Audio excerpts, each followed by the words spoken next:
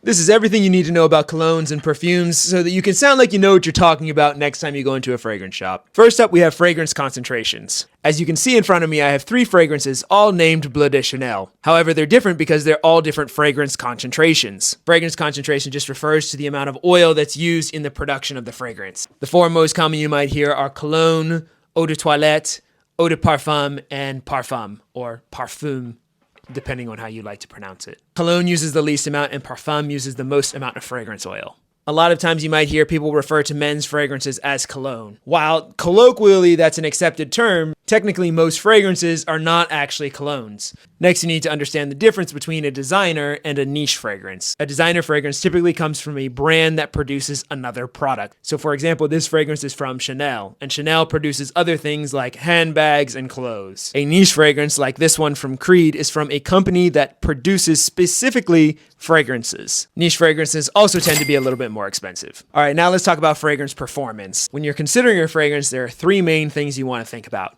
the longevity, the projection, and the sillage, or sillage, which is basically the hang time of the fragrance. So a fragrance that punches you in the face from a mile away, that has a high projection. And a fragrance that lasts a long time has high longevity. And a fragrance that lingers in a room for a long time would be one that has a high sillage. A popular fragrance in general that has great performance would be Maison Francis Kurkdjian's Baccarat Rouge 540. It lasts forever and you can smell it from a mile away. The last thing you need to know is the term notes, or fragrance notes. These are the scents that you get when you smell a fragrance. You can think of fragrance notes as kind of the recipe to the scent itself. A lot of times fragrances will have a top note, which will be the very first thing that you smell when you smell that fragrance. And then when the fragrance dries down, or when you smell the dry down of a fragrance, you'll get to the base notes. These fragrance notes could be a lot of different things. They could be woody things or floral things. Sometimes notes smell more synthetic, like made in a lab, or sometimes things are more